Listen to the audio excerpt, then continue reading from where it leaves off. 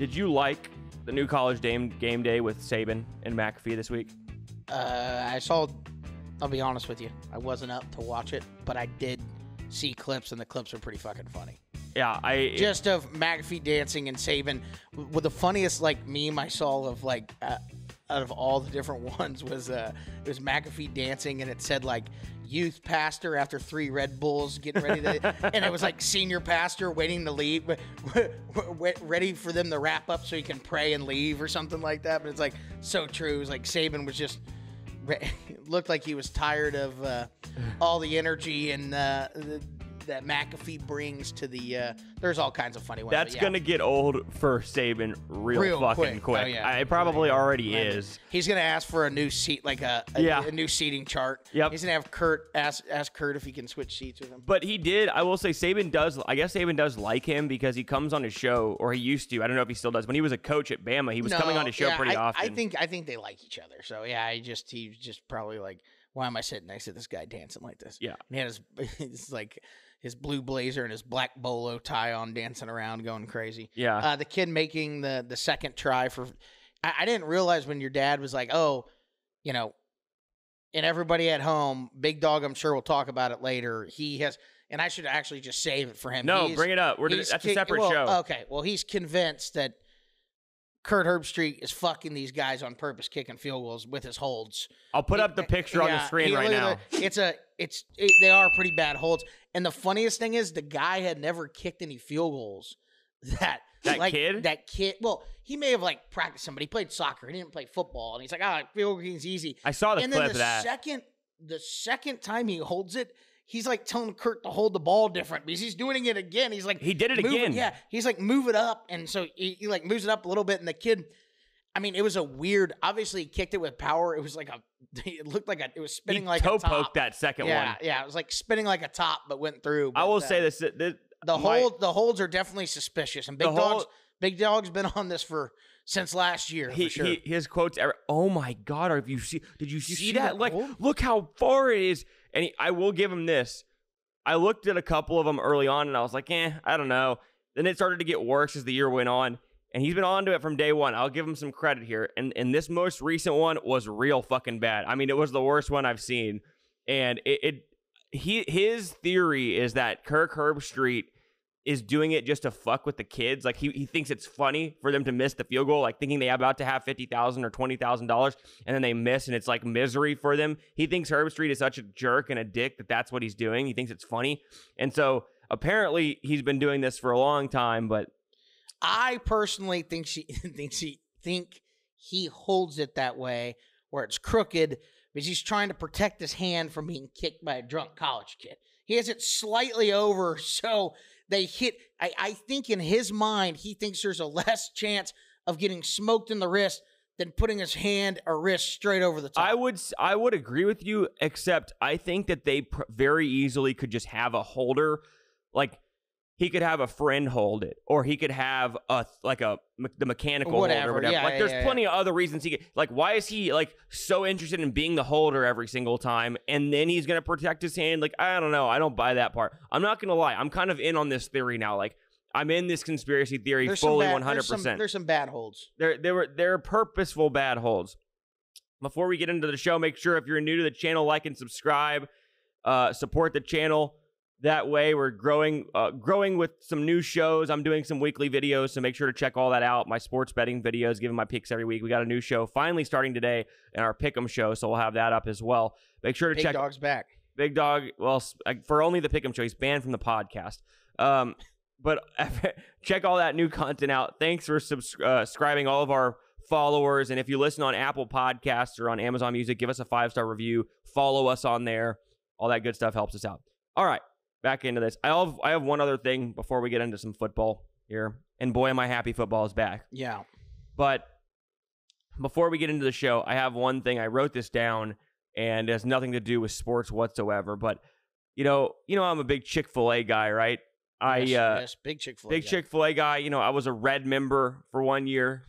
I don't know what that is. Top level rewards member, right? Get get a ton of points for. Did y'all have one right there in Spring? Is there one in Spring Branch? No. There's one on the closest one is on Evans. You would drive over there to go get it? Damn straight. Well, or there's one. You're a psycho. There's one in New Braunfels too. Oh, just the other. It's about the same. It's about the same direction. Down same 46. distance. So like, if I was at school and it was like 4:30 and I knew I was going to be there till 10 p.m. and I wanted to get something to eat after school, I would leave during 6th or 7th period, and I'd have about an hour or 45 minutes to drive there, and I could get my food and get back in time easily. And they had a nice little frozen yogurt place over there, so I get myself a dessert. I got gained quite a few pounds over there. But regardless, you know, this is my one thing about Chick-fil-A. Big Chick-fil-A guy, love Chick-fil-A. My favorite chicken sandwich by far, Chick-fil-A sauce, couldn't live without it. However, this is not a one-place thing. This is an all Chick-fil-A's thing. Huh. Their Diet Coke is horrific, and I think it's all their sodas. They water it down. It's the worst-tasting Diet Coke I've ever had anywhere. It's the most, like, the biggest letdown when you have a good sandwich and some fresh French fries or mac and cheese, and then the Diet Coke is just so bad. It's just like, and it's not that it's a lack of carbonation. Like, it's carbonated, but it just doesn't taste good. It tastes like they're mixing the syrup with like half water is what it tastes like. I think it's a combination thing. I think they don't care about Coke products because they're Dr. Pepper people. That's their big, like, they've always had a big, and I don't know if it's still true, but like, you know, people will tell you if you go to McDonald's, like their Coke and Diet Coke, like McDonald's, I think I told you this before, that like the Diet Coke at McDonald's is like far superior than anybody else, Coke and Diet Coke, because they get it delivered like in steel drums. So the conspiracy is that Chick-fil-A, I don't think anymore, because I've gotten one like to test it out. I never drink Dr. Pepper anymore, but I went and it didn't taste the same. But back in the, like, I don't know, 10 years ago when it was like Chick-fil-A and Dr. Pepper, like hand in hand, there was like a big time partnership. The Dr. Pepper tasted way better there. Really? Yeah. So I don't know if they were just getting stuff that was just fresher or if they were changing it every day, and then they just would treat their Coke products kind of like shit. So I think that's what happens. The reason I think they water it down is because it's not, like I said, it's not just one location. If it was like one location, it's like, they don't clean it very often there or whatever. Like, some are better than others. It tastes the same at every one. It's just not good. I just think it's terrible. And now let me correct you, by the way. McDonald's does not have the best Diet Coke. They have the second best Diet Coke. Zito's on Broadway has the best Diet Coke. I will drink 40 of those things. Like, the best diet. I don't know what, Brad, I don't know what you do. I mean, Brad's the best legend, and we love Zito's. Go check out Zito's. Get yourself a serious sandwich. Best sandwich place in the world. But whatever he does to that soda, I mean, I don't know what, but it's the best soda. It is good Diet Coke. It's phenomenal. I think what it is Brad actually cleans the lines of his soda machines, which I know, like, you know, in a lot of companies don't do that. So that helps, number one. And number two, that, like, I think the clientele and all the customers drink a shit ton of Diet Coke. So he goes through it so quick that it's just like always a new bag in there. You'd have to ask him, but that's my, I don't know. That's my, I am going to ask him, but it's just like, that you think it'd be enough to be the best sandwich place in town, but you got the best soda as well. It's just a win-win. Can't beat that place. All right. Shout out Zito's. Okay. You have a best thing you saw this week? Best thing I saw this week was easily that Robert Morris pick that I sent you.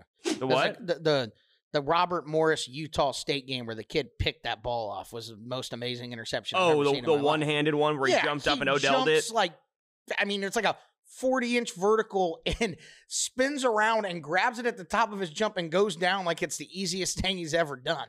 It's an absolutely incredible play. You did send it to me, and it was one of the best things I've seen. That was definitely the best play this week. I mean, there was nothing even close. The catch last night in the USC game. Did you see it? Well, that was a good one, but it's still, to me, the one in the USC game was great. I'm not saying it's better. It's just it's close. The Travis Hunter one was good in the corner in the end zone. There's some really good catches, but that one, maybe it's just the angle that makes it look so insane, but it's just the kid jumps up, snags it one-handed, and comes down. I'm like, no, I agree. It was an incredible play. I assume that was the number one play on SportsCenter. I could be wrong. Or it could have been Vandy erasing a 7-point deficit late, winning the game. We'll get into that in a second because I'm excited to talk about that. But my best thing I saw this week, probably should be the worst thing, but I thought it was hilarious, was Minnesota and North Carolina played on Thursday night, opening night of week 1, and it was actually a phenomenal game, and it came down to the final play. Minnesota had like a 47-yard field goal. and missed the field goal, and the pyrotechnics guy shot off the fireworks anyway. Like he made it and they won. It was awesome. That video is hilarious of the guy filming. He's like, "What?" And he's like, "Oh, you missed it." And he's like, "Fireworks? Yeah. What? What are they doing the fireworks They for?" really set him off. Yeah, I was so pissed off. And I was listening, or I was looking on Twitter. I think it was that guy's post, and there was a guy on there. He's like, "Look, I do this exact job." He goes, "I totally get why the guy shot it off. As a fireworks guy, it's really, really shitty. You do all this work to set it up, and then if you lose, it's all for nothing, and it's a bitch to take that thing down. Way easier to just shoot him off." So he's like, I understand why the guy did it. Maybe that's why. He probably was like, "Oh, I thought the field goal was good. From my angle, it was good, and I shot him off." Yeah. So smart move. Smart move there. Yep. Anyway, all right, let's get into some college football because it was a fun week. We had some really good matchups, and we'll start with our biggest winners and losers from this college football week 1. And we'll get into a bunch of stuff here, but we'll start with biggest winners. So I will start with biggest winners, and we'll go back and forth on them, and then we'll go to biggest losers. All right. Number 1, winning. The Vanderbilt Commodores are the biggest winner of the week. They were 2 touchdown dogs playing at home against Virginia Tech. Nearly half the stadium, maybe more, was Hokie fans. Am I right, Bailey? It was filled with Hokie fans. Yeah, it was. And so Vandy gets up 17-0. And we're watching this thing, and we know, if you don't know our producer, Bailey, he's a massive Vanderbilt fan. He, oddly enough, went to Tennessee. He refuses to be on camera. We thought we might get him on camera this week after this big win, but he's never going to come on the show. He says we're the talent. He's not. I don't know how talented we really are, but anyway, it's 17-0, Vandy, and in typical Commodore fashion, they blow the entire lead, and it is tied with, I believe, actually, they blew the lead and got down 7 and went down and scored and tied it. Yep. But they got the ball back with a chance to win it in regulation, got into field goal range. The kid was 2 for 2 and had already hit from farther than they kicked it, 52 yards, 53 yards. And also, by the way, I'm sure you were losing your mind, Bailey. The guy playing, the coach playing for a field goal there from 47 for a young kicker was crazy. I can't believe they didn't try to run the ball more and get a few more yards. Anyway, he misses the field goal. It's wide right, and we're sitting there like, oh, no. Big Dog is over there shooting his mouth off, saying he's going to fire Bailey if they lose. And that, like, he did, to his credit, he did send that text when they were down up 17-0 and said, "Hey, if they blow this, you're fired." Yeah. And he was over there, saying, I really want to fire Bailey. We know he was joking. I'm sure Bailey really appreciates all her text messages during the game. We didn't send him that many text messages, did we? No, only a couple. I was rooting. I'll tell you this, I was Bailey, rooting for Vanderbilt.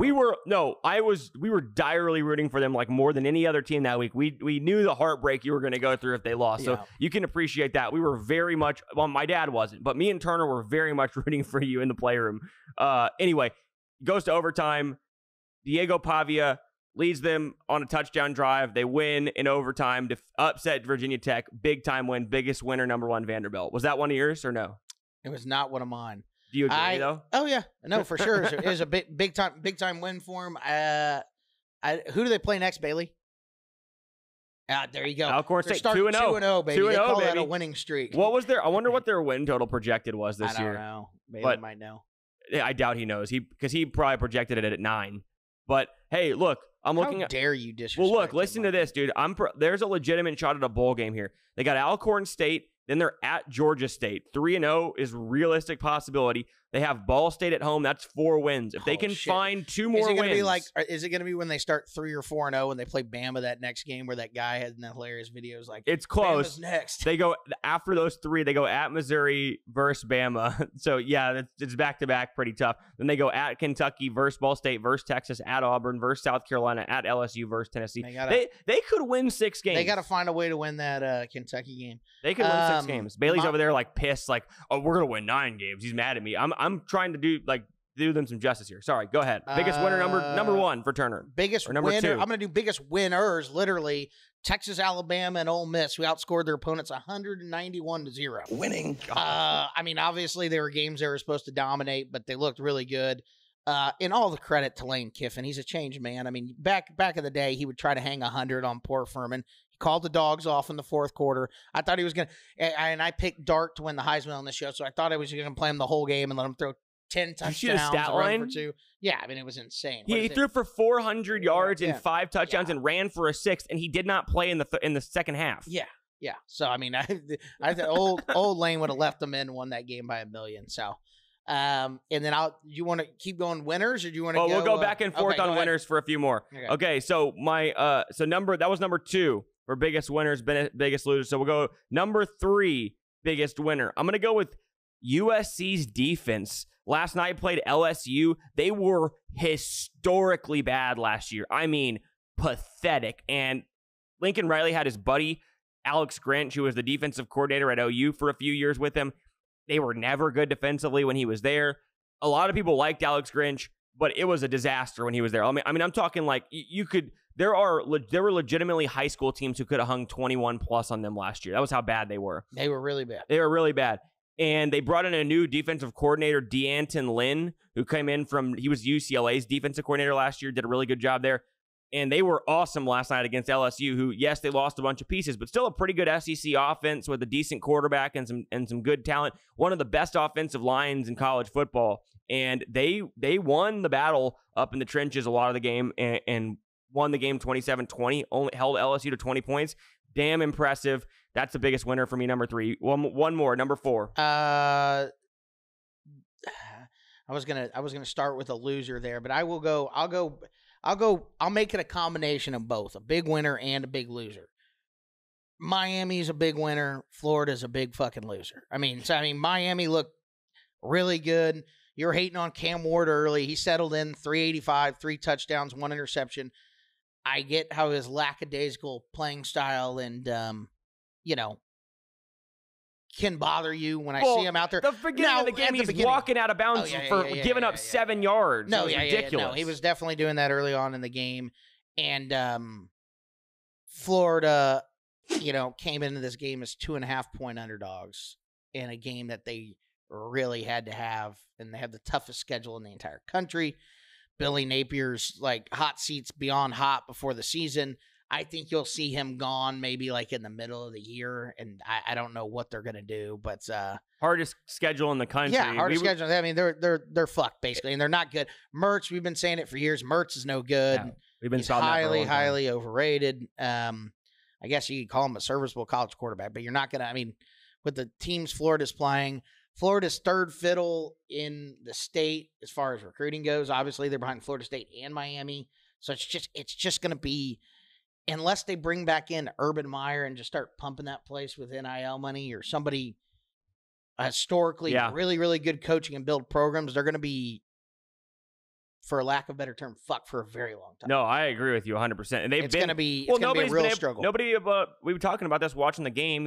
Miami was one of my bets of the week, and I was like, when's the last time Florida was half decent? I mean, since they won the national title and Urban Meyer left, they haven't been good. And they have I feel like they have plenty of money. Apparently, and Brandon Walker from Barstool tweeted this, and then Dan Mullen reposted it. Apparently, when Dan Mullen was there, they went to 3 straight New Year's Six Bowls or something like that. They were never I like Dan Mullen. No, I do too, but that's what I'm saying. They fired him to hire Napier, and it was what are they doing? So it's and I think Mullen got fired going into his 4th year after, and it was something along those lines. he had 3 pretty solid seasons. They were never national title contenders, but they were solid. So yeah, I'm looking right here. They were 10-3, 11-2, 8-4. And then they fired him after a 5-6 2021 season. But at that point, they probably have to. I mean, if you're Florida, you go 5-6. They obviously want to be better than that. But I mean, but 10-3, 11-2. I know they got. I guess the thing is they got worse from year 2 to 3, 3 to 4. But yeah, they went. And those might not even been his. I mean, that's the problem. That's the thing. They when he got his own recruits in there, but won the Peach Bowl, won the Orange Bowl, and then lost the Cotton Bowl back to back year years. And you went out and got Billy Napier, who I don't know if Billy Napier has had a winning season at Florida. Has he? No, I don't think he has. I don't think so, unless he went 6-5 or something. They went 6-7, lost. They went 6-6 the regular season, made a bowl game his first year, lost in the Las Vegas Bowl. Then they went 5-7 last year. They're not going to have a winning record this year. So you fired a guy who had multiple double-digit win season, went to 3 New Year's Six Bowls, and then hired a dude who hasn't had a single winning season in 4 years. So I don't know. It's a bad move. All right. Biggest losers. My number one was actually going to be Billy Napier. That was my top one. So move on from him. I'll go to another coach here. Biggest loser, number 2 or number 1B, Dabo Swinney. What a loser! Dabo has refused to utilize the transfer portal in this new day and age of college football, and it's cost Clemson absolutely.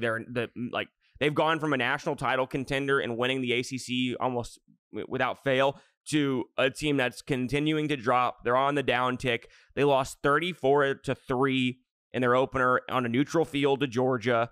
A team that, 5 years ago, they were a better program then, and it's purely because Dabo Swinney, refused to go get another quarterback. He keeps Cade Klubnik despite all the mistakes he's had over his 3 years, and at what point are you like, that guy's not the guy? It's pretty fucking obvious. Number one. Number two, it's just when you refuse to go out in the transfer portal and yet you're gonna lose guys to the portal. They lose their top safety to Texas, Andrew Makuba. Don't go out and get anybody. You got to play the game of college football. And this day and age, that's the transfer portal and NIL. And until he, switches and does that, he might not even last 2 more years if he keeps going this way, because it's going to be another rough season. He's a good coach, so they'll get better as the year goes on. But they're not going to the playoffs. I'll tell you that. Oh no, I don't think so either. I almost put this as my number 1 loser. They're right up there with Florida. It's Texas A&M just as a whole. I had them as in this as all the way through. I mean, Connor Wegman was 12 of 30 with 2 interceptions for 100 yards. 12 of 30 for 100 yards and 2 interceptions. I get that Notre Dame's defense is good. They are solid. They're a solid defense with good cornerbacks. I get it. He was 12 of 30 in a college football game for 100 yards and 2 interceptions. I know you're ripping on Elko during the game. The thing about Elko and to me is his defense in that game. If you look at it, defense played okay. They were fine. Yeah, they were good. The offense, whatever, they're fine. And he's not a good, as far as managing games. There are certain situations where they did stupid things. Yeah. But it's one of those deals where, to me, a lot of college coaches are that way in a sense where it's they're not making, unless you're Dabo Swinney or Nick Saban or, who one of the greatest coaches, they're not making, they're not worrying. For instance, like I told you, Elko's a defensive guy, right? And you were like, he should have been in his ear saying, hey, or call timeout or hurry up. I forgot what the situation was where they took a delay a game or whatever. And I was like, he's, in that situation, he's not in his ear. It's Klein upstairs.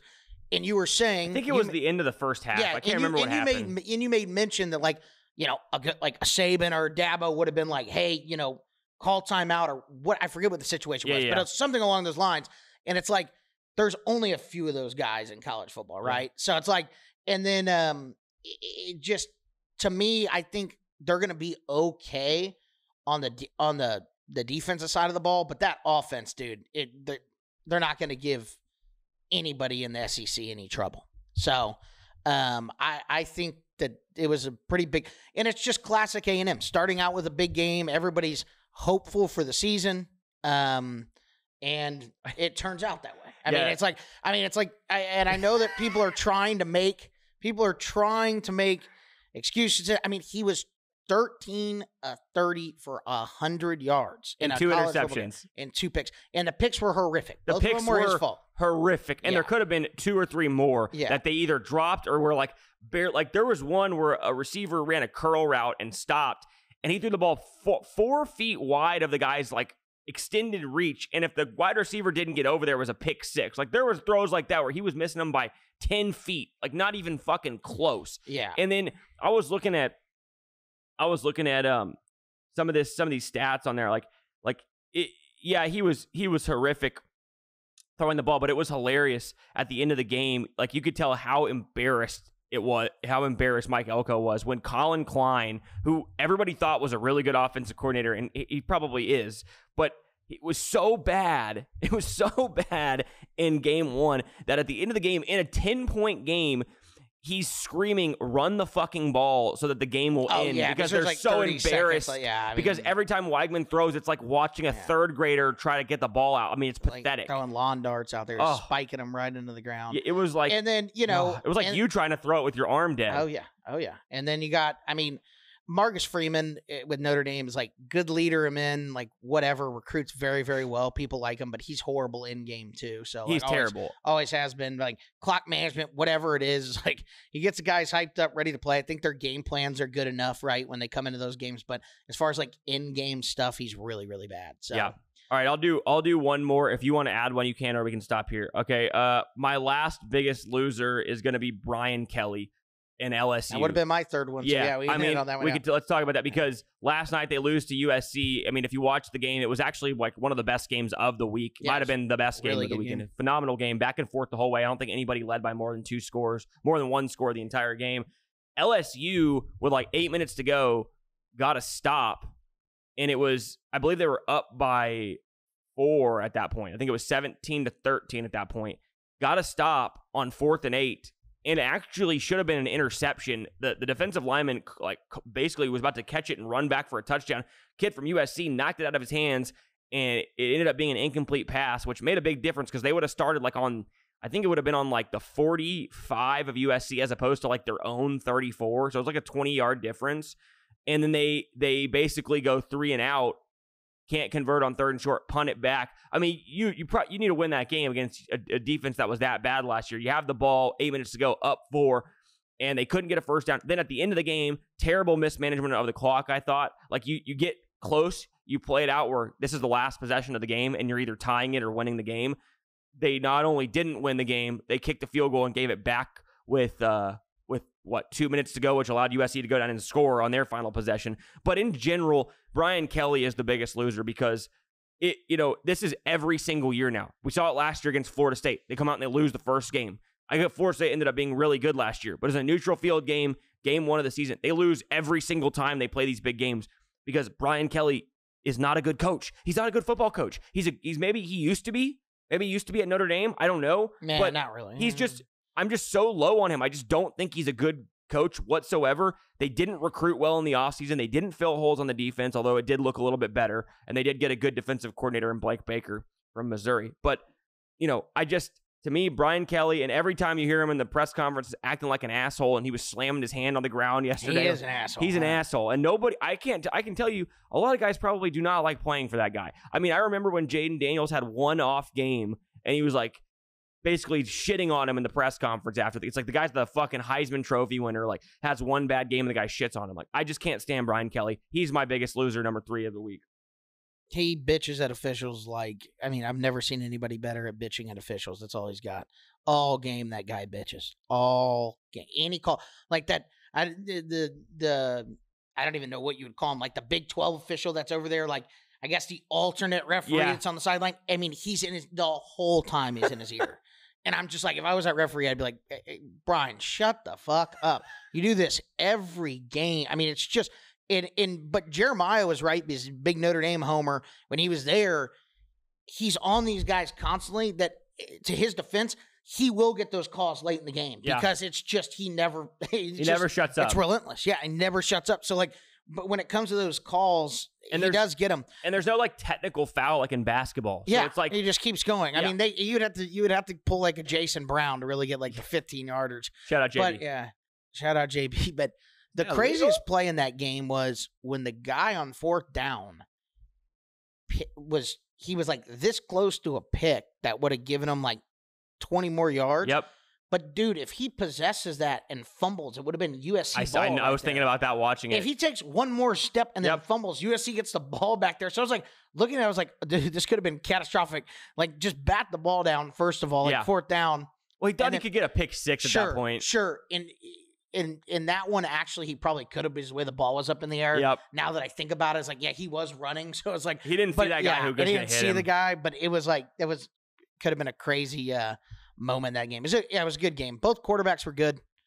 The Lacey kid for LSU had a good game. I just don't. I'm with you. I just never thought LSU was a team that could crack the playoffs anyway. Right. I think Feinbaum came out and was saying something like that. Yeah, let's see. I don't think LSU is a playoff team anyway, which, I mean, I agree with that. My biggest bet of the offseason was under 9.5 wins, which means they almost certainly missed the CFP playoff. And we said that. I mean, they they lost some guys. Like you said, defense definitely did look better. USC's defense.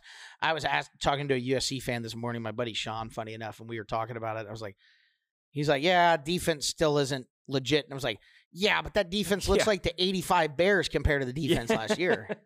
I mean, it couldn't have gotten any worse last year, and they were actually, getting stops and making some plays. So, I mean, year over year in college football, I know it's one game, and we'll see how they do over the course of the season, but if they're anything near what they were last night, that is like one of the best improvements on a position group of any position group in the country. Yeah. Both LSU and USC, because they were the two worst defenses in the country last year. I mean, we were talking about the total being like 65, thinking it would go over, and it was a dead under game the whole way. I thought it would be funny if it went to overtime. There was a chance it could go over, but it was a weird game because both teams were like, if you look at the stats, like both teams were moving the ball. It was like, someone was laughing about it up in the box, like a bend but don't break, kind of getting down in the 20 and settling for field goals, or that opening drive where LSU took like 7 minutes off the clock and didn't get in. Right. No, yeah, it was both quarterbacks, I believe, threw for over 300 yards in the game. Oh, I think so, for sure. And they did. They both threw for over 300 yards. Both teams had over 420 yards of total offense. So, yeah. All right, we're going to move on. I'm going to give my weekly power rankings segment here. So it's my top 10 of the week, and it's based on last week's results and my previous ranking. So this is Coach Lieck's Week 2 top 10 power rankings. So we'll start with who drops out. And the only team who I have dropping out of my top 10, can you guess who they are? I'm trying to remember who's on I have at 10. Oh, North Carolina State. That's maybe? right, NC State. Yeah. I really thought coming into the season, Grayson McCall was a great addition coming over from Coastal Carolina. Dave Doran's a pretty solid coach. The ACC's wide open, but you look at how they played that first game, it was a stinker. They were actually losing at home going into the fourth quarter to Western Carolina. The Catamounts led by 3. Yeah, the final score made it look better, but they easily drop out. They were a stretch for me putting them in. I thought they were going to be much better. I know who you're going to put in there. Who am I putting in? Miami. That's right, baby. That's right. Good call. Number 10, coming in number 10, Wolfpack out in with the Miami Hurricanes. Number 10, making their first appearance in my college football power rankings. Good. They look good. And look, everybody knew this team talent-wise was a top 5 team. But the question is, would Mario Cristobal be able to do enough as a head coach and be able to get these guys to play well? I'll tell you what, early on, Cam Ward lollygagging around, trying to run out of bounds 5 yards before the play ended and stop it inbounds. Made me sure worried early on, but they looked really, really good.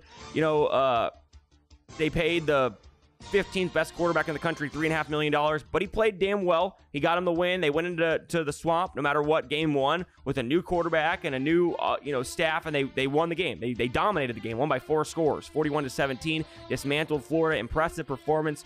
We'll see how they do week 2, but they're in my number 10 ranking. All right, number 9 is going to remain the same. Number 9 is the Missouri Tigers. And they did exactly what they were supposed to. Week 1, played an FCS school, won in dominating fashion, 51-0. Ran for 200, threw for 300. Hilarious video, by the way, I told you about. They were up 48-0, and the line, ESPN said, was 50.5. And with like a minute 30 left on 4th and 3, they kicked a field goal. Love it. And they were showing people down like in the club section of the deal just going bananas. I absolutely love it. Yeah, it was a funny video. If you can find it, you might want to put it on there. I'll see if I can put that on there. Anyway. I wish that Georgia State would have done that for me on that last drive. Just kicked the field goal on 4th and goal from the 7. They would have covered my number for me. Or just caught the pass for the 2-point conversion. Anyway. That was a bad drop. That was a bad drop. Anyway, we will move on from that. Missouri coming in at number 9. They won't be tested until week 4, where they take on the Vanderbilt Commodores. So they won't get tested for a while. Yeah, that's right, Bailey. They're going to go. The Commodores are going to upset Missouri, aren't they? All right. Now, one team that took care of an FCS opponent is Missouri. A team that did not is dropping all the way from number 3 to number 8 in my power rankings. That's the Oregon Ducks. They took on the Vandals of Idaho. That's their name, right? The Vandals? You're damn right. And put some respect on that name. That's right. And playing the Kibby Dome. Pathetic. And let me tell you, if Oregon went to the Kibby Dome, they lose that game. 100% they lose that game. It's a great point. It's a very tough place to play. But Kibby Dome, they don't have. There's just like an end of the wall, right? There's no. Here's no stands behind the upright. And here's a little trivia question for you for $1. Where is the University of Idaho? and the Kibbe Dome. Dude, What city this in sucks Idaho? because the only city I know in Idaho is Boise. Okay, that's wrong. Where is it? Moscow, Idaho. I wouldn't have ever. See, you could have made that $1,000. I would have never gotten that. But Oregon Ducks coming in number 8, and they talk about a struggle. You know how many times? Did you see how many times Dylan Gabriel threw the ball in this game? 49. Almost had 50 attempts. Sure, he threw for 400 yards, but he had a QBR of 47. Was sacked 3 times. Look, there's a reason OU didn't want this kid. They were starting Jackson Arnold, a sophomore, over him. He was going to lose his job. That's why he left. For some reason, people have decided to make this guy a Heisman favorite. That's out of the window very quickly in week 1. Oregon was the most disappointing team I saw in week 1, like for a team that won a game. Yeah, you could have made them a loser just because how close that game was. Exactly. I mean, you're playing an FCS team. Yes, they made the playoffs last year in the FCS. Doesn't matter. You're supposed to be a national title contender. My boy, who I said, Jordan James, the running back, got the ball 16 times, ran for nearly 7 yards a carry and 100 yards. Why did he touch the ball only 16 times? That's ridiculous. He should have been given the ball, and they should have run all over them. They did not do it. They threw it way too much. Bad performance from Oregon. And when we look at that, same exact theme. We're going to drop a lot of Big Ten teams today. I don't have Michigan in my top 10, but if I did, I would drop them straight out. They sucked against Fresno State. And Ohio State, if you look at the final score, they're coming in at number 7. If you look at the final score of that game, the Ohio State Buckeyes won and damn near covered a 50-point spread. But if you watch the game, it was bad the entire first half. It was only 17-3 at halftime. Ohio State couldn't do anything offensively. They looked just as bad as Oregon did for 2.5 quarters. Of course, they turned it on. And Akron is literally maybe the worst team in the country. And so Ohio State scores 50 points in the second half, basically, and damn near covers the spread. But if you're watching the game, similar to Oregon, another kid who was going to lose his job to a sophomore, Will Howard, did not look good. Ryan Day comes out after the game and acts like it's all, rainbows and ponies and everything's great. Look, Ryan Day's a bum. And Ohio State, I was glad to drop them this much in my power rankings. They come in at number 7. Still a good team, not what I expected. Number 6, I'm going to remain the same despite having a couple of dropouts, and that's Alabama. Alabama looked great. They did what they were supposed to. Played Western Kentucky. Jalen Milroe threw the ball 9 times for 200 yards. Probably got pulled like in the second quarter. Damn. Yeah. Ryan Williams, listen to this stat line. Freshman wide receiver Ryan Williams, his first collegiate game, 2 catches, 139 yards, and 2 touchdowns. So he had 2 70-yard touchdown catches. Yes. We'll see if Milroe can actually, navigate this new offense under Kalen DeBoer against a real team like the Vanderbilt Commodores. Number 5, coming in at number 5. Last week they were number 7. They're jumping up 2 spots, and that's your Notre Dame Fighting Irish. They move up from number 7 in my power rankings. It wasn't pretty. But no matter what, they went into Kyle Field at a night game as 3-point dogs, and they won the game outright by 2 scores. So, however you want to put it, they look good. Jeremiah, forgive me for putting Notre Dame and picking A&M over Notre Dame. Forgive me. Notre Dame's schedule is the most dog shit schedule of any Power 5 team or Power 4 team in the country. Pencil them into the playoff. That's what I have right here. I had literally my notes. Pencil them into the college football playoff because that schedule is disgustingly bad. Okay, I would have actually moved them higher if not for the fact that the offense looked bad. Riley Leonard did not look good. A&M's a solid defense, tough place to play. We'll see. They're going to improve offensively, but if that defense is anywhere near as good as they were, they'll end up being a top 4, top 3 team by the end of the year. Yep. Number 4, this is my biggest mover, and this is the only Big Ten team I was impressed with this week, and that's the Penn State Nittany Lions. Penn State coming in at number 4. This team was really, really impressive. They go into a hostile environment in Morgantown, West Virginia, and pretty much dominate from opening kick. They were a 7-point favorite, won by 22. There was a delay of like 2.5 hours in the middle of the game. Yep. They came right back out and got right back to dominating. There was no letdown. I'm not a big fan of James Franklin, but I love, like I said last week, Andy Kotelnicki, the new offensive coordinator.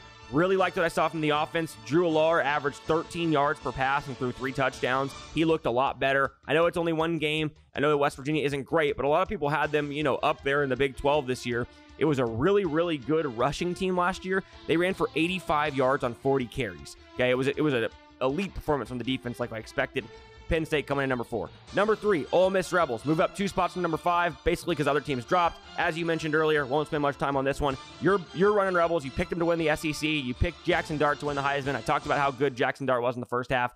Furman, as they are an FCS team, but they're not a bad FCS team, and they beat them 76-0, and they could have beat them 110-0 if they wanted to. So they could have. Ole Miss, number 3, they looked really good. Number 2, this team might have been the most impressive, or probably the second most impressive in the country, and they're staying the same. That's the Texas Longhorns, right? The question coming in this year was the secondary. That's my question. That was everybody's question. Week 1, Colorado State had a quarterback who Kansas State offered $600,000 to come to K-State, be their starting quarterback. Little Apple. Yeah, $600K. The kid was 10 of 18 for 59 yards and a pick. They threw for 59 yards in that game. That's how good Texas' secondary was. They brought back their starting quarterback and their number 1 receiver, who both got offered big chunks of money to go to good places. Didn't stay. Colorado State must have found money to give them somewhere. I guess, but I'll tell you what, that was an impressive performance from the secondary. Quinn Ewers, 3 touchdowns, but you know who looked good, and you know who looked real good in burnt orange? Archibald Manning. Boy, did he look good. He had a throwing touchdown. He had a running touchdown. He threw for almost 100 yards. Only had 1 incompletion. Woo, the future looks bright for the Horns, baby. I'm not saying that he's better than Quinn, but he might be. All right, he says that all the time in his house. Coming back. What do you mean? Coming in at number 1, the Georgia Bulldogs, and they were the most impressive team of Week 1, just slightly better than the Texas Longhorns because they played a real team. Better win. When played the number 16 team in the country, the Clemson Tigers, absolutely ran them off the field, 34-3. Defense looked like the elite Georgia defenses of the past 2 years. Weren't great in 2023, but 21-22 looked like that type of defense. Clemson had 183 total yards the entire game. 183 yards. Average 3 yards per play. Pathetic. Great defense. Offense was solid. Carson Beck thinks he's a Heisman candidate and a first-round pick. He's not. He's a great game manager. He's Stetson Bennett on, like, cocaine, a little bit better. Georgia Bulldogs coming in number 1. And that is my power rankings for this week. Like them. Agreed. Yep. We'll see. May have moved Miami a little higher after that performance. But other than that, they're all pretty close. I thought you might. I know you wanted to move Texas number 1. You just couldn't because Georgia had a better win. Yeah, I couldn't do it. Now, if Texas, I'll tell you what, if Texas beats the wheels off of Michigan this week in Ann Arbor, I may have to move them to number 1. Yeah. Before we move on from college football, though, you told me that you would do this on the show this week. You remember what you said? Do what? About we watched the Colorado game when they damn near lost. Yeah, but I asked, and I've been told I can't do that. I think you were drinking that night and you realized it was a bad idea is what happened. No, like I could do it, but the issue is I feel somewhat bad saying it because I think that I actually think that I don't mind Deion Sanders as a person, like honest to God. Like I think that I don't either. I think his intentions are there and he means well. He's just a narcissist. So like to say it, yeah, but I think he means well for those kids. Sure. Like it's like Big Dog. Like, he might be a bit of a narcissist, but he cares about us. He cares about us. He cares about the young bucks out there. Oh, that's such a great transition. I'm gonna do that when he's on the show. He's like, oh my God, I'm just like Deion. Oh my God.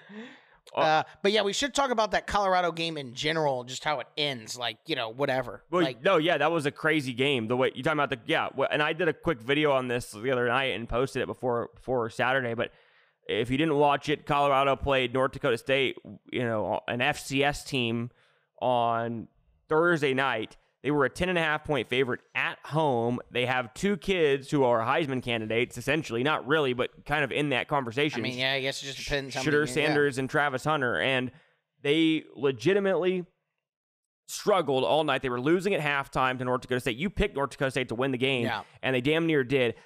But the issue was more with how the game ended, I think. And we could talk about the whole game, but it was the ending of the game where, Colorado was lucky to escape with a win that game, if we're being honest, right? Yeah, like North Dakota 100%. State was the better team for like 2.5 quarters. And then Colorado kind of took control of the game in the second half for sure. But then you have stuff going on, and it's like Deion in the press conference will not say anything. Well, let me say what happened real quick, and then talk about the press conference. Is that the end of the game, they get a first down, and essentially they can basically run the clock out. They can kneel it if they wanted to. They can take steps backwards and kneel. And they could kneel it. And instead, his son decides to throw a 50-yard bomb to the end zone, trying to get his 5th touchdown in 500 yards, and it's an incompletion, which allows the North Dakota State to have 35 seconds. Which, against that defense and in college football these days, is plenty of time to get yourself in Hail Mary range, which they did. And they threw a Hail Mary on the last play of the game. And if the kid had a half-decent arm, it would have got. It didn't get there. Yeah, it was sure. five, so they caught it because Colorado is so dumb. They tried to intercept the ball instead of knocking it down. The kid caught it on the 4-yard line. It was 4 yards away from being a disaster finish. But so what did Deion I just think that but Deion in the press conference was saying that his son was just too unselfish and too good of a guy. That's why so the play, like I told you, there's no way that play came from the fucking sideline, obviously. Yeah. So then Shedeur checked to get one of his buddies, according to Deion, he wanted to get him a big play too. Yeah. So he checked it. He's just being too good of a guy, and I got to get him out of that. But it's one of the greatest spin zones I've ever seen in a press conference. Like, it's one of the dumbest things I've ever seen in the football game. I spit out my beer when I saw it. It was absolutely incredible. And that's how he spins. I mean, it's an unbelievable job spin zone. And obviously it's funny. All the reporters in that room have to like tread carefully because like if they piss off Deion, like the university just like boots him out of there. So like people were trying to ask the question like in the nicest way possible. It was so funny. It was like, with like 134 there, you guys are throwing the ball, whatever. It's like, yeah, man, my son just that good of a guy. He wanted to get him a big play. He hadn't got a big play yet. So he said, but that's not the time to be doing it. I'm like, yeah, you think? And the craziest thing is on the last drive, North Dakota State gets that completion. They mismanaged the clock a little bit. Some ticks came off, but whatever. I mean, to me, and I would have to go back and look, it looked like targeting across the middle. 100% so then it was. Could have been another 15 yards. Should have been 15 more. They have like 2 or 3 plays from the 30-yard line to win the game, all because Deion Sanders' son is such a good guy. He wanted to get his teammate a big play.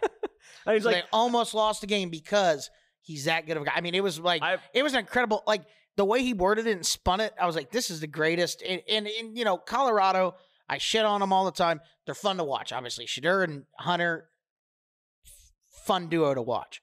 It's just the way, and I think, like I told you, I think Deion's intentions are good. I think he does care about the kids. Is he a little bit of a narcissist? Sure. Cares about the kids. But it's just the way he goes about business that just drives me crazy. Like, essentially, there's always the celebrities on the field before the game, and then during the game. T.O. was on the sideline during the game. Instagram handles on the back of the fucking practice jerseys, I just can't handle. I know there's other universities doing it. It was like with, and Deion wants to be recognized as a great coach. Nick Saban, whoever you want to say, Urban Meyer, I mean, Lou Holtz. You think any of those guys, and they're still around, would have Instagram handles, and then people will, tell me online, oh, it's just new school. No, there's like, USC still plays football games without their last name on the back of the jersey. Yep. And that's like a place that, is as far as like the athletes and stuff that they're getting. And then like, those, the culture of those kids, it's kind of the same, and they don't have Instagram handles or someone told me one of the schools has Cash App signs on the back of their helmet. QR Cash App codes. And so, like, if someone scored a touchdown, you can QR code it through the TV and send them a few bucks. They won me my bet on Prize Picks. Yes. Let me Cash App them a few bucks. Yeah. 10%. I don't know who it is, but yeah, one of the teams. That's crazy.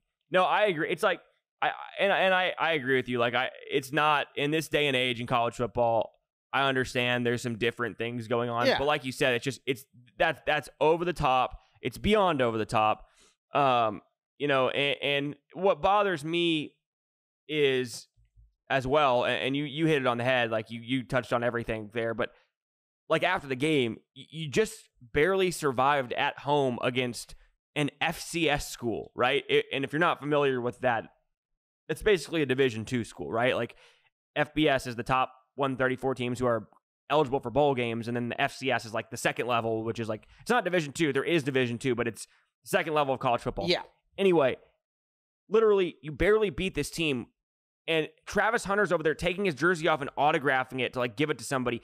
It's like, what are we doing? They have people on the sidelines with these YouTube. Shedeur has a YouTube channel, and they're over there talking shit and like pumping the crowd up. Man, that like as somebody who was a coach, when we played bad against a bad team and barely won, it's like we're going to the locker room like not happy, and it's just like. I just can't stand that there's like a celebration after a 4-point win over fucking North Dakota State. Like, and then like you said in the press conference, it's not even just it's not just the lack of responsibility, but the fact that he has so little control over that. Like what team do you think a quarterback would be willing to check?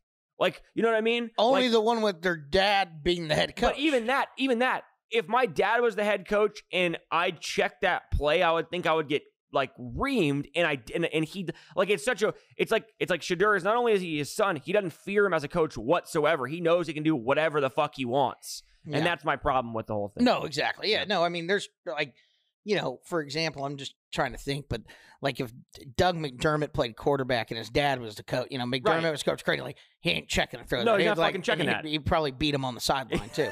He definitely would. Yeah. So I mean, there's I love McDermott, but I'm just saying.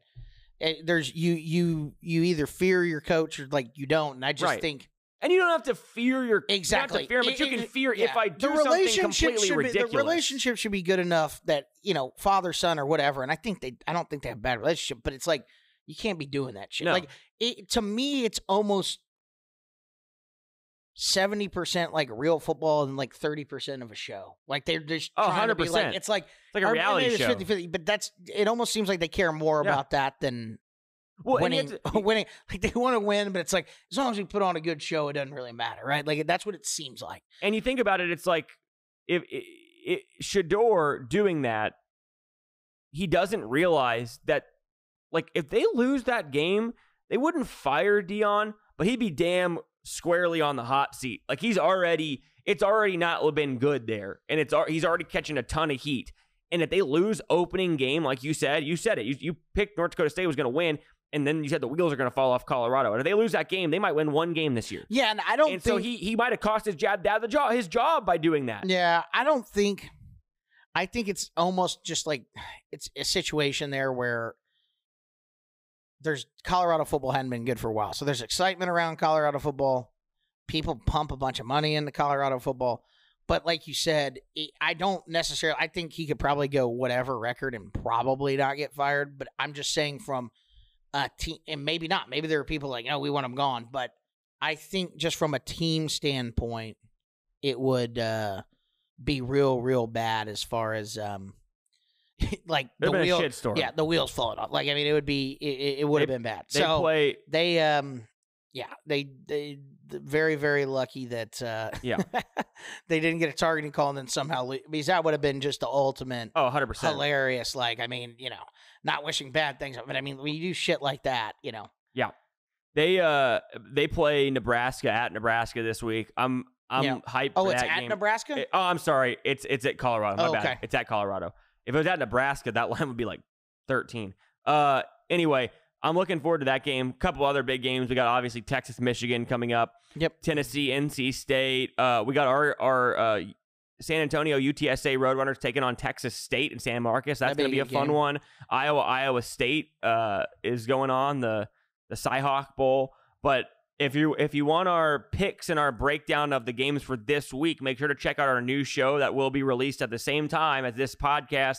It's our Pick'em show. First one we're doing. So every week we'll have a separate show with college football and our top couple NFL picks of the week. We'll see. We might do all the NFL. I don't know. But regardless, make sure to check that out because we're not going to do the picks on the show anymore. We're going to do them on a separate show. So make sure to check that out. Oh, and Big Dog will be there. Big Dog will be on the Pick'em show. He's banned for life from the podcast, but he'll be on the Pick'em show.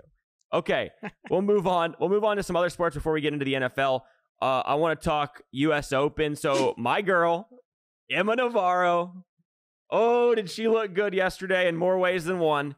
And Emma, who did she take down? Coco Gauff, whiny ass baby Coco Gauff, who loves to cry and throw a racket and yell at her coach when things aren't going well. And this is awesome because Emma beat Coco, who's the number 3 player in the world. Emma had never won a U.S. Open match in her career. She's only 23. Yeah. Comes in this year, never having won. She's going to the quarterfinals. She's going to be top 10 ranked probably going like by the end of this year, I would think. Probably. Going back-to-back quarterfinals. Maybe not, but she was an Olympian. Really, really been playing awesome tennis. She beat Coco in straight sets in Wimbledon. Follows it up. I thought she was going to lose. I'll give you credit. I almost didn't bet on her, and you said have some fucking faith in your girl. Put 100 on it. Seriously. I didn't put that much, but I did better, and I won. I'm trying to see who else. She pulled it up. I have it here if you want. Oh yeah, I got it up now. So I'll lead into it. So she beats Coco, right? She's going to take on Badosa in the quarterfinals. She's on the same side as Sabalenka in the bracket. There's some going on right now. I know Zhang, the Chinese girl who Emma does not like, won last night against I forget who she played. It was the gold silver medal rematch. I forget her name.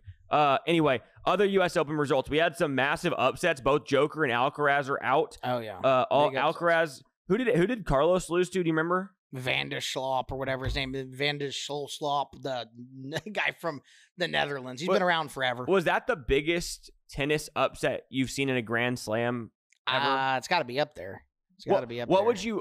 Okay, I think they said he was 25-1, right? So what would Had to be up there. Was he really 25? Oh yeah. What would you make say it was a football game? What's the spread on a game for that difference in talent? I know that's hard to do.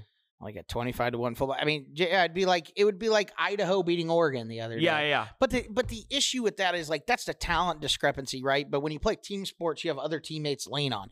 Tennis, it's mano a mano. Right. It's like, you could you could be feeling sick. It's much more likely to happen in a sport that's one-on-one. So it's like you be feeling sick or just really not playing well, and you're having a real bad day, which happens to golfers or tennis players, and it can certainly happen. So no one expected it to happen. And then Popyrin took out Djokovic. Crazy. Was another big That was upset. the third round, right? There's been a lot of upsets this tournament so far. They said it's the first time since 2017 that somebody from the big three, Joker, Federer, and Nadal, didn't win at least one major in a year, because we had Sinner win the Australian. Carlos obviously won the last two, Wimbledon and French, and now this is going to be a different. Joker's not going to win this, and Nadal and Federer aren't playing anymore. Then we had some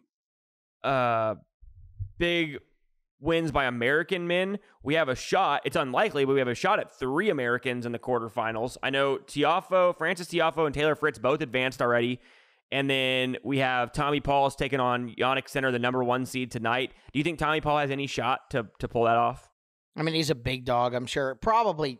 I mean, I don't know. With the home crowd, you never know. I mean, if he's ever going to do it, it'd be at a night match at the U.S. Open. So, I mean. And it's not like Sinner's been playing phenomenal as of late, right? No, he hasn't been playing great.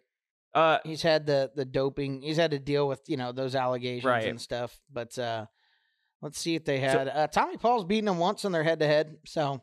Possible. Yeah, on a grass court. So it's possible. How old is Tommy Paul again? Like 30? 26. Okay, so he's younger. He's still got time. He's still in his prime. Fritz is going to take on 27. Yeah, 27.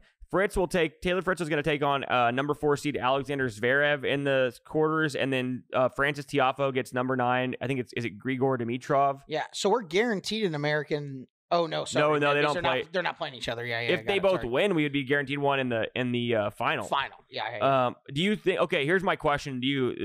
Which American man or woman left in the tournament has the best shot to actually win at this point? I think Emma Navarro is the only woman left, and then you have Tommy Paul, Frances Tiafoe, Taylor Fritz. I think I know you don't like him, but he's been playing well. I think Fritz has got the best chance. Really? Yeah. Really? I don't think Tiafoe has it in him. I don't think he can win a final. Fritz has won at Indian Wells before, which is like they call the 5th final. He beat Nadal, like banged up. How long ago was that? 2 years ago. Really? Yeah. So I mean, I think Fritz. I mean, the way he served against Berrettini, where he lost like 6 points on a serve. Berrettini's not a good server. I mean, a returner by any stretch, but he's not bad. It's not like you're serving to John Isner. Right. I would say, and I think I even told you a few months ago, I think maybe it was after Wimbledon, but I was like, I thought that like the 2 guys that were not the main guys that could win this was Fritz or Zverev, and they play each other. So one of them will be in a semifinal. You did say that. And then I think whoever wins Fritz Zverev will beat the winner of Dimitrov Tiafoe. So I think we'll get one of those and we'll get in the final. Do you think? I don't know. I don't necessarily think they'll beat Jannik Sinner if he's there, but they have a chance. Let's say Jannik Sinner wins. Let's say Jannik Sinner loses to Tommy Paul. Yeah. Who's the favorite to win the whole thing? Is it Zverev? Whoever wins, the favorite would be whoever Zverev, wins Fritz the winner. Zverev Fritz match. Yeah. I didn't think maybe I've just from what I've seen. Well, no. Sorry, because these are still the quarterfinals. It would probably Medvedev would be the favorite. I saw Medvedev. That's forgot because center Medvedev would be the matchup if they both win today. Yeah. I got you. And Medvedev will be a big favorite. That'll be a rematch of the Australian Open final there. That'll be a good match. It's been real. Actually, I've had the most fun watching this U.S. Open than any other tournament. Dude, the one thing that's crazy, they literally start matches this is played in New York. They started a match last night at 11:30 New York time. These matches are finished real late. Yeah, they're finishing at 1, 2 in the morning, local time. It's crazy. I was watching. It was 1:45 last night. I was watching the end of a match. Absolutely nuts. Do you think Emma Navarro has a legitimate shot to win, or do you think she has no shot against? Will she beat Badosa first of all? So. You don't think so? Really? I think Badosa's going to beat her. Is she better? She's been playing. Badosa's overall a little bit better. Really? But Badosa, you just don't know the name because she's been, as far as you've, followed tennis, she's been not good the last 2 years. Okay. But, before that, she was probably top 5 or 6 player in the world. If let's say Emma wins. She could easily, she's going to have the home crowd behind her. I assume that the line on that's a pick 'em probably. Yeah. So I just don't think. I would be shocked if she beat Badosa and then took out either Zhang or Sabalenka next. I just think it's going to be. It's a tough road. Oh, is that the match? Is it Zhang and Sabalenka? Yeah. I almost hope that Sabalenka wins because Zhang and her have a beef after that last one. After the Olympics. But yeah, I know. But like I said, Navarro, it's basically a coin flip.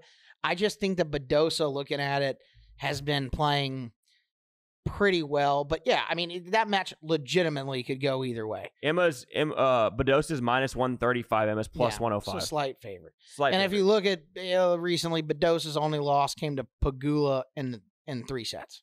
Do you think if she was on the other side of the bracket where it's if let's say she was where Wozniacki is, would she have a much win that game, and then would she have a better chance of beating Swiatek than she would say Sabalenka because of the power, or no? No, I'd say she has a better chance to beat Sabalenka. Just because Sabalenka difference can in the game potentially go off the rails. Sometimes she misses shots. And Swiatek does what Emma does, just better, right? Yeah. She's just like a ball. Yeah, she gets everything back. Yeah. So, I would say.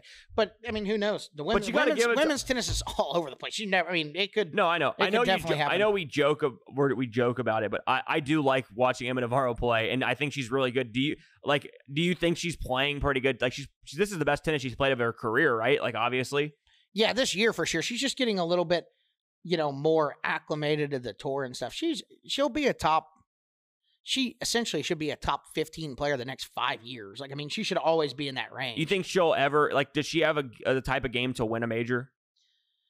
I would say no, only because she's not as good as Swiatek or Sabalenka, but you've seen that that doesn't necessarily matter. Paolini almost won one. Yeah. She lost to, it was Barbara Krejcik or whatever that beat her, right? Yep. So, if she can win one, then sure, Emma Navarro could win one. Yeah. I think... funny enough, I think that's Barbara's second major. I think she's won 2. No, she has. That is her second major. Yeah. By the way, Paolini got upset 6-3, 6-3. I don't know who this... Muchova? Yeah, she's playing really good. Yeah, she's good. She's been to a final or 2 finals. I can't remember. I must be totally wrong. I guess I missed this. Probably because this is still round of 16. Jessica Pegula is still in. I didn't realize there was an American woman. There's another American woman. Yeah, left. She's playing Schneider. She's up 6-4 in the first, 2-1 in the second. Do you think she's been playing well? She has a chance. She's got a better chance to win than Emma. Yeah. Okay, I have to do this, and we're gonna lead this into WNBA or not. Oh, baby. And you're gonna really like the WNBA or not today. But Caitlin Clark, and I know. Look. She's been playing phenomenal. Look, gotta give her credit. Thank you. I was about to say, I know. I don't want to watch it, but she's playing phenomenal. I'll give her credit where credit's due. I do want to watch it. I will. This is how much of a transcendent superstar this woman is. Boy. She is Michael Jordan, Tiger Woods, change the game-esque. She is, dude. The WNBA. Listen to me. This is what I'm saying. Listen to what I'm saying. They changed their sport. Okay, she is changing her league. That the WNBA on the new collective bargaining agreement. That's true. That's what I mean. I'm not saying she's Michael Jordan or Tiger Woods level good yet. She has to prove that. she has got a long career ahead of her. I'm talking about in terms of changing the sport. Like Michael Jordan comes in. Everybody who saw that movie, what was the movie name? Space Jam? Air. No, Air. Welcome to the gym. I love how you go to fucking Space Jam. That's fucking funny. It's an absolute classic. No, I was talking about the movie Air, where Michael gets the shoe deal from Nike, but he changed how players are paid. He changed how the NBA was watched and viewed before he came in the league. They were watched on tape delay, right? Like, he changed the game. Anyway, now with Caitlin Clark just coming into the league in the first month, she got them chartered flights for the first time in their history. You can say it was another reason. It wasn't. That was her. Oh. When the collective bargaining agreement is up, they are going to make more money than they ever have before. Right now, the highest paid WNBA player makes $250,000 a year. A'ja Wilson for the Las Vegas Aces.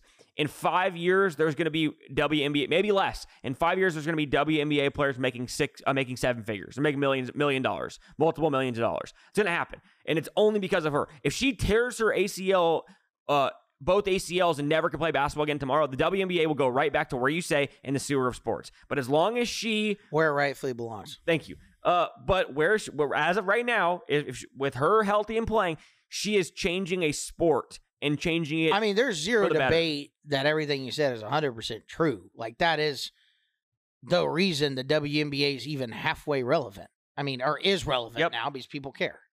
I mean, my God, you're at a birthday dinner the other day and you recorded the game when they played. 100%. Dude, you know what we did last night? Sickening. Last night, they blacked out the game on YouTube TV in our area, which is bullshit because they were playing the Dallas Stars. Couldn't get it. So what do? I found Fubo TV, had a replay of it. So we did the free trial subscription, subscribed to it, and watched the game against it. We saved it. We didn't see the score. Watched the whole game. And you know what she did? You signed up for a free subscription to watch the replay of a WNBA game. First of all, I've done it for like a fucking... I've done it before for like college football weekends when something's like...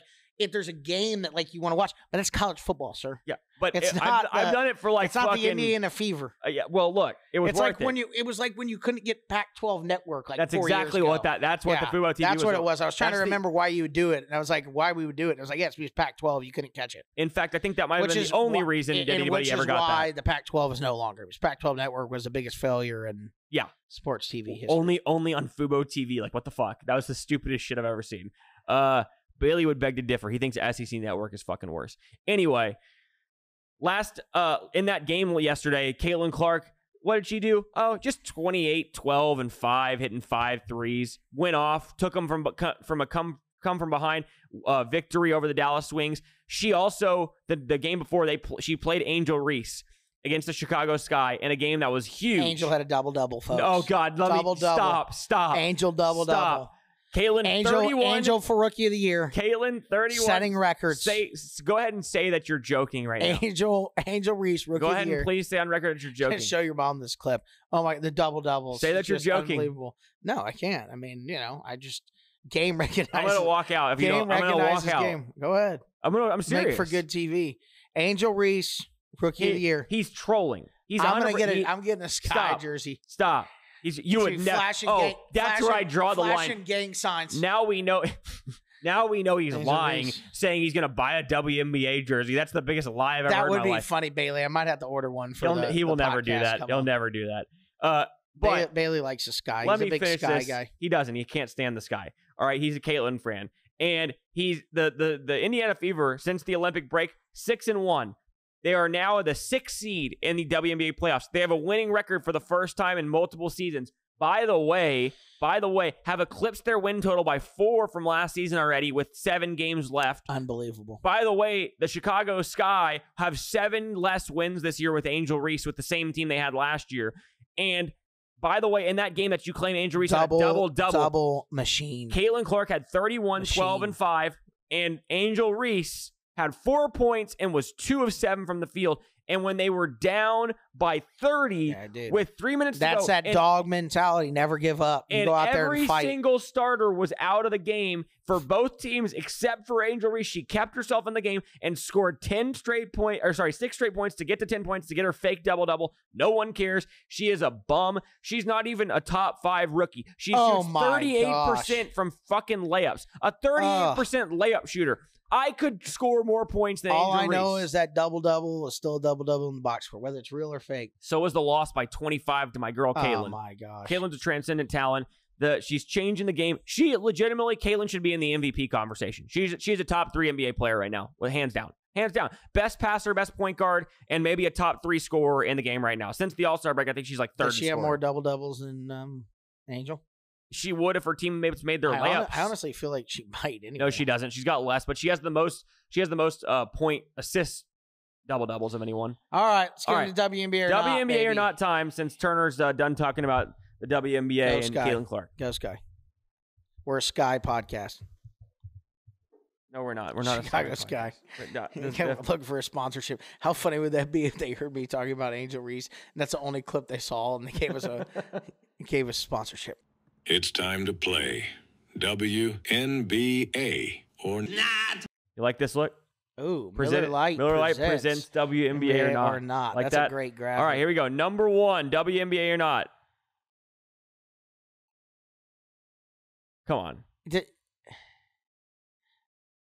I thought this is bad. If he doesn't get this, that's not a WNBA player. Is that your final answer? Yeah. That's correct. You know that you don't know who that is? That's well, it's probably it's either I assume it's a women's golfer only because Omega sponsors that tour. Nope. Who is it? Katie Ledecky. Oh. That's Katie Ledecky. Well, the swimmer. No comment. No. Why not? No, just no comment. Yeah. She's a fantastic swimmer. On the next one. Okay. Unbelievable swimmer. She is a 9-time gold medalist. All right, number 2. That head was built to be buoyant in the pool. A lot of buoyancy going on. Okay, that looks like a female version of Flavor Flav. Yes, plays in the WNBA. Yeah, that's correct. You're 2 for 2. Look at that. That is Kelsey Mitchell. I'm not overthinking it. I'm not overthinking it today. You always overthink it. Yeah, you get it wrong. 2 for 2. That's Kelsey Mitchell. Okay. Kelsey Mitchell is the teammate of Caitlin Clark, who averages like 24 a game. Oh, she's actually really good. What a player! That's my mom. What a time to be alive. My mom likes her. I call her. I'm not gonna lie. I call her Cocaine Bear. That's my nickname for her because she runs around like she's on cocaine. So I like it. That's Cocaine Bear. Yeah, Cocaine Bear. Oh damn it! I hope you didn't see that. I had it on the bottom. The answer to it. Oh no. Okay. I didn't see anything. Don't worry. You can't see it anyway. Okay. Is this a WNBA player or not? It's definitely not. I'm not getting into Megan Rapinoe. You know who Megan Rapinoe is. All right, there you go. Yeah. I'm not a Megan. I don't like Megan Rapinoe at all. World-class idiot. Okay. Oh, no, she is. She's a complete idiot. All right. We deserve the same amount of money as the Brazil national team. All right.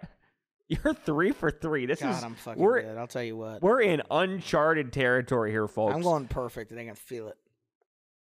Oh. That looks like if Draymond Green and Kevin Durant had a baby. I'm going to say, man, it doesn't look like it. It looks like more like a track and field.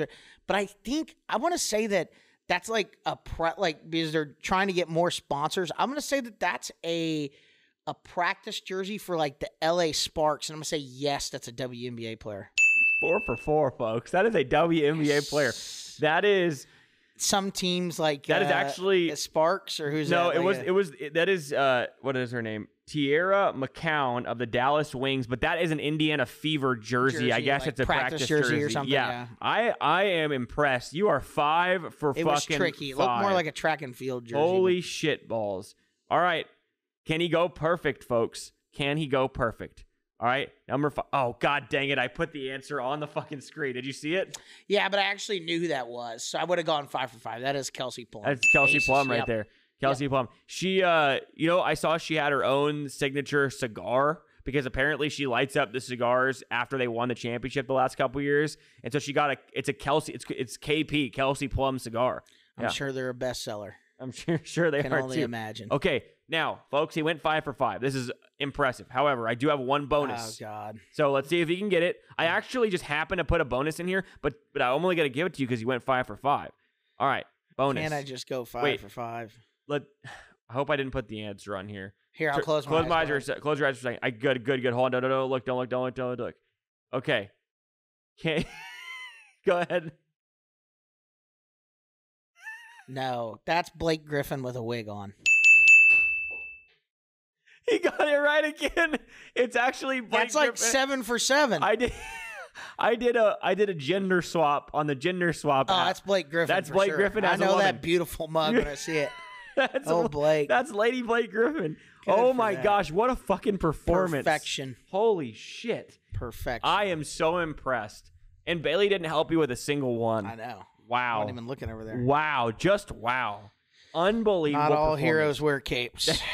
That was It's hard to do. I thought USC had a good performance last night, but that was the performance of the week right there. Absolutely. 6 for 6 on WNBA for WNBA or not, and called exactly the gender swap Blake Griffin to a T on the last bonus one. points. Damn, I'm impressed. Wow. I didn't want to overthink it. I was like, wait, maybe that is someone else. Like, no, it's just Blake Griffin with a wig on. All right, we'll move on now. Unless do you have any other things that happened? I guess we're going gonna to talk about. We're gonna go NFL. Well, Scottie Scheffler, $25 million. Oh yeah, he won the tour championship. $25 million, which I didn't know was up to $25 million. So, I actually thought it was more. I thought it was $40 million last year. Am I wrong? No. Huh. I don't know. $25 million the first. I think the prize pool was like $100 million for this. There was like 25 to first, like 10 to 15 for second, and then third, and like everybody gets a nice little bonus. All 30 guys get. I think everybody was guaranteed like $500,000. I think that's what it was. Yeah, probably at least that. Yeah. Yep. So anyway, he had like a 4-shot or a 2-shot lead over Scheffler going in because they start staggered like based on their points, right? Correct. Like he started 10 under. I think Scheffler, him or Morikawa, I would have won the tournament if it was non-starting score. Like I don't know how many Morikawa was behind him, but I know with like a few holes left, Morikawa was technically winning the tournament by 2, with no like handicap to start it. But then Scheffler made eagle with with 2 or 3 holes to go. So I don't know who actually ended up, but it was pretty. Who ended up second? Well, it was Morikawa, but I'm just talking about as far as how they have the handicaps, like a 10 shot. Oh, like whatever. Who actually would have won? If you take the 10 shots away, like I think Scheffler still would have won or like tied. But Morikawa ended up with an easy second. I was curious. I think he was like 3 shots behind. I think Scheffler. Did Morikawa start 4th? Yeah. If he started 4th, they tied because he was 6 under to start, and I think Scottie won by 4 shots. Yeah, I think that was what it was. I'm not sure. But Sahith Theegala got 3rd. Yeah, and that's a nice little. Wow. I don't. What's the bonus on that? $7.5 million. Yeah, that'll work. Damn. And then apparently there was a 3-way tie for 4th. Henley, Adams, Scott, and Xander Schauffele. Like $3 million. They each got about 4.8. Holy shit! And then Sungjae M got 2.7 at 7th. Wyndham Clark 2.25. Rory got 1.6. So essentially everybody who's a top 10 is winning a regular golf tournament, right? Yeah. And then as you go higher, yeah, Victor Hovland. What was dead last? Dead last was $550K. Okay. Tom. Well, it might have been a little bit less than that because I think they just combine 29 and unless that's the exact same for both. Oh no, it is. I think it is the exact same for both. Yeah. Regardless, 555. Anyway, yeah, impressive. Scottie Scheffler caps off a historic season. Yep. It is funny. And got the 5th major gold medal in only every 4 years. It is funny though. In his greatest year, Xander Schauffele still won more majors than he did. That is interesting. Obviously Scottie was the better golfer overall this year, and he won the gold medal, which is essentially a major, right? And I think Scottie was the first 7-win season on tour since Tiger, mid 2000s. You think he'll do it again? You think he'll be maybe not this good, but you think he'll be just as close to this good next year? And will he win a major other than the Masters next year? Yeah, he'll win. He'll win other than the I'll say he'll win one. I don't know if it'll be something other. It's just than he's the Masters. only won the Masters. I'm curious if he'll win another one. I think he'll win I think he'll win a major for sure. I mean, he's the best golfer on earth. So okay, we'll move on to NFL, and this is a good way to start it. We'll just go to news or fake news, and it's about the NFL. All so right, this is we'll good way to start. How All right, I can do today. If you go perfect on this, and actually looking at these, I think you're going to get at least 2 maybe 3 for sure. Like, for sure you're going to get them. There's 2 here for sure. There's 4. All right. It's time for news or fake news. Number 1, Ricky Pearsall, former Florida wide receiver, NFL rookie for the San Francisco 49ers, was shot in the chest Saturday during a robbery attempt. That is true. Guys, we got to be a little bit smarter. If you're getting robbed, don't try to be a tough guy. Just take your watch off, hand it to him, collect the insurance money. Don't get shot in the chest by some bum in San Francisco. Yep. It's not worth it. Just go ahead and give up the watch. I didn't know exactly what happened, so I looked it up. I was reading that, it was a 17-year-old kid who did this. Yeah. It was a 17-year-old kid.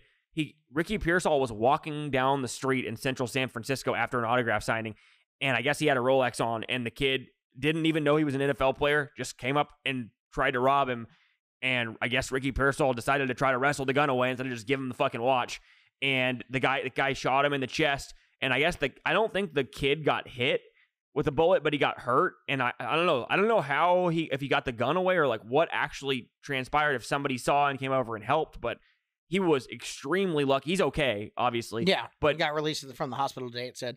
His mom said he got extremely lucky. The bullet went in his chest.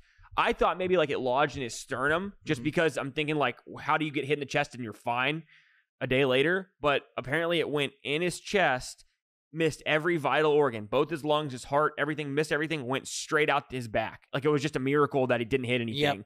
And thank God it didn't, because he's a talented guy, and that would have been a travesty for that. But you're right. I mean, how do you don't try to be a hero. Just give the watch up, man. It's like you get one life. Yeah, I mean, it's one thing if you're like genuinely trying to help someone else that, and there's something going on and you get in the middle of it and you get hurt, like that's one thing. But if he's just trying to take your watch, and it could have been one of those things like that was maybe the first thing he bought with his NFL money. Probably was like, you son of a bitch, you're not taking this from me. I mean, and then, but I mean, it's just one of those deals where it's it's not worth dying over a watch, and kids get crazier and crazier these days. So it's like, you got some kid that's 17 years old on the street pointing a gun at you, just give up your watch and call the police. They haven't decided. No, 100%. They haven't decided what they're deciding today or tomorrow what they're going to charge the kid with, and whether they're going to charge him as an adult. I mean, think about that kid. And I know we're talking about sports, but it's like you have a 17-year-old kid makes one dumb decision, and it's the dumbest decision of his life. Probably didn't even mean to shoot the guy, and he's probably going to jail forever. Like, I mean, that's attempted murder, basically. He's lucky. If Ricky Pearsall died, he's never getting out of prison. Yeah. He might be 20 years for this. I don't know. Anyway, all right. So you are 1 for 1. Number 2. Brandon Ayuk signed a 4-year, $120 million deal with the San Francisco 49ers, ending Ayuk's long holdout. Also news. Paid him way too much money.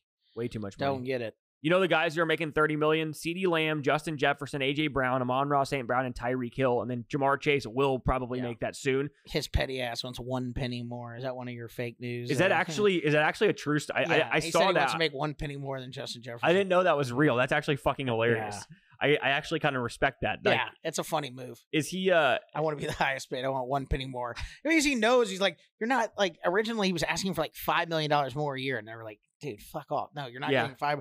So I think now he's like, all right, fine, I'll just be the highest paid by 1 penny. Yeah, I like that. I like it. Yeah. Yeah. So back to the Ayuk thing. I think he's, no offense, I think he's a good receiver, but I think off the 49ers, he's a top 15, right? Like top 15, 20 guy. Like, yeah, definitely. He's a solid number 1. He's not a top 10, 5 guy, and he's getting paid top 5 money. No. That was a mistake by the 49ers. I think it was also dumb by Ayuk, and it worked out. But, I mean, it looked real glim for a second. I guess he was able to negotiate it. But anyway. Okay. I just got a text message from Big Dog. I guess he's here. He can hear me. And he wrote, I cannot believe that you motherfuckers are talking about a golf tournament. No one cares or pays attention to that shit. Oh, my God. Unbelievable. At least he didn't come in here. He knows he's banned. All right. we're almost done before we get to our pick'em show. We got a few more NFL things. But okay, a few more here. Yeah. Number 3. You are, if you include WNBA or not, you are now 8 for 8 today with 2 left. 10 for 10. Okay. This is the best he's ever done on a test in school, okay? Ever. On Wednesday, the Tampa Bay Buccaneers signed veteran running back Dalvin Cook. News or fake news? The Buccaneers? Yeah. Fake news. He signed with the Dallas Cowboys. Oh my gosh, you knew it. Dude, I actually saw this last night. I didn't even know this was true. This happened last week. I saw it. And Dalvin Cook did sign with the Dallas Cowboys. He's on their practice squad. I don't know what the last one. I'm going perfect. Oh my gosh! Wow, I'm shocked you got that. All right. Don't make up anything else. Just by the way, do you think he'll actually be on the team? Dalvin Cook? Yeah, like, do you think they put him on the practice squad? Like, do you think he's going to be on the roster? Maybe after a few weeks. They need him, considering Rico Dowdle's the fucking backup. Rico's the man. All right, number 4. The NFL Players Association vetoed the new NFL rule allowing teams to have a third emergency quarterback on their roster. Fake news. And he finally missed. Why would they veto that? Dude, I know. Okay, I don't understand. That doesn't even make any sense to me. He's like, it's an extra roster spot for someone to make money, so why would you veto it? I'm trying to think why. Well, so essentially what the spot... I agree with you 100%. Essentially what I was reading is what the rule was is that you could have a practice squad player with unlimited call-ups for one quarterback. So he was still a practice squad player, essentially. But, you know, if you get to be on the sideline in the game, it's a benefit to the quarterback. So basically the NFLPA just wants him to be a full-time on the roster. Yeah, but they didn't add a roster spot. Yeah, it didn't make so it doesn't make any sense. And so I guess maybe the only thing is maybe the quarterbacks didn't like it because a lot of teams do keep 3 quarterbacks, and maybe because of that they were like, well, fuck it, we won't keep a third quarterback. We'll just use this guy as an emergency backup. We save money. And we still have a third guy. You know what I mean? Like, maybe that's what they were thinking. That's probably what it is, yeah. But I just didn't understand that. Like, I just thought that's stupid. Or just give them an extra, make it 54 so everybody has 3 quarterbacks. Because the last thing I want, the reason I like that is I don't want to see the situation with, like, fucking San Francisco in the playoffs where they don't have a quarterback and Christian McCaffrey's taking snaps. Yeah, like, that's ridiculous. They should just have the extra. I mean, there's zero reason not to have it because just make that third quarterback make a set amount of money. Like, it's just like the third quarterback makes $500,000. I was going to say $500K. Yep. And that's it. And it's like, that's one spot. He's the 54th man. Yeah. For your emergency quarterback. And that everybody has to have a third quarterback. Yeah. Yeah, I agree. And because now, I mean, I did see a lot of teams like kept 3 quarterbacks too. Like the Cowboys kept Trey Lance as their third guy. The Saints kept Jake Hayner and Spencer Rattler. Anyway, Stetson Bennett made a damn roster. Yikes. Okay. We have week 1 starting Thursday. We have the first game kicking off, and again, we'll preview these games more on the Pick'em show. So we got the Chiefs and the Ravens. I mean, this is like an elite schedule. We have Chiefs and Ravens on Thursday. Friday, we have Packers, Eagles in Brazil. Back-to-back phenomenal games, the first 2 games. Then you have Cowboys, Browns, 2 playoff teams from last year, week 1.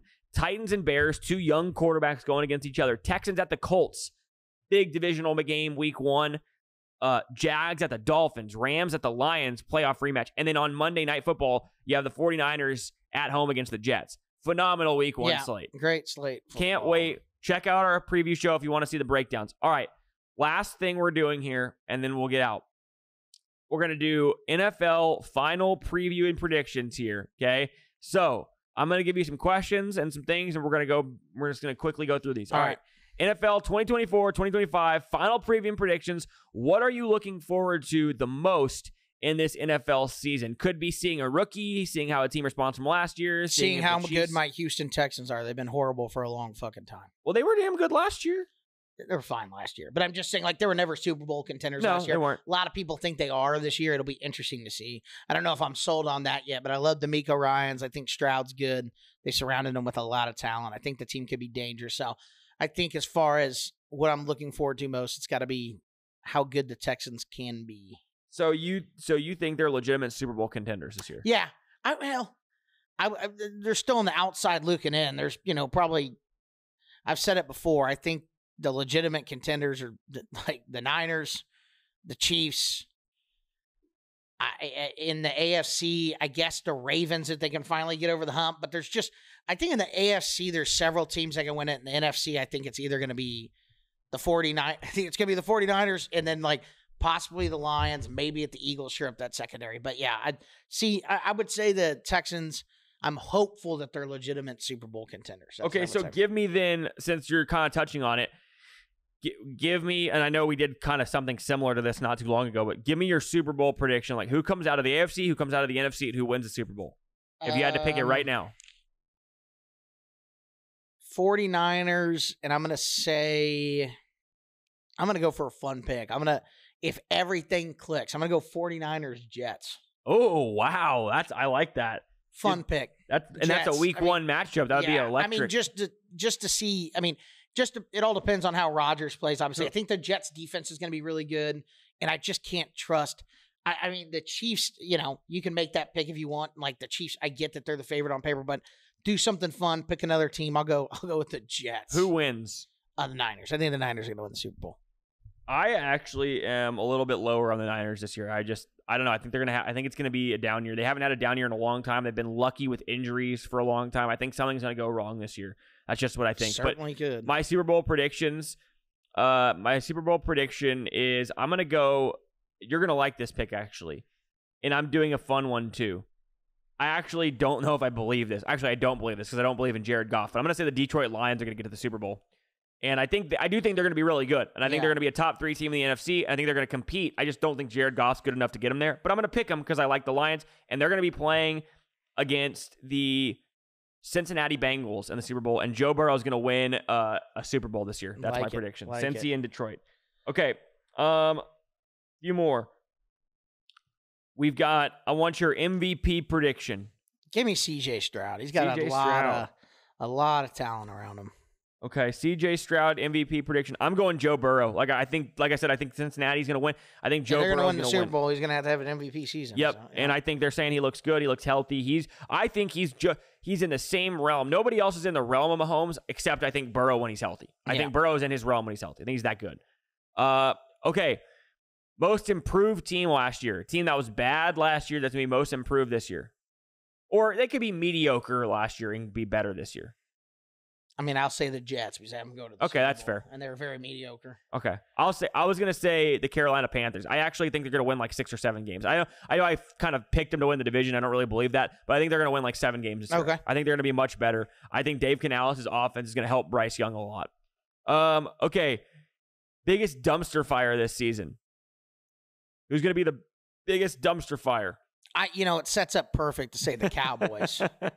Because there's so many things that can go wrong. I mean, I don't pencil me in for that yet because I actually don't think they're going to be as bad as people think. I'm going to say the biggest dumpster fire is going to be – who do I want there as the biggest dumpster fire? I'm going to say the Jacksonville Jaguars. I think all hell is going to break loose. I absolutely love it. Super Bowl winner and author Doug Peterson gets fired. And author. I'm going to say the Jags. Okay, so because I think they're going to see that the Colts and Texans have just passed them up in that division, and then it's like, now what? So I'm going to say Jaguars. I'm actually not going to say the Cowboys, although I don't think they're going to have a good year. I'm going to say the New York Giants.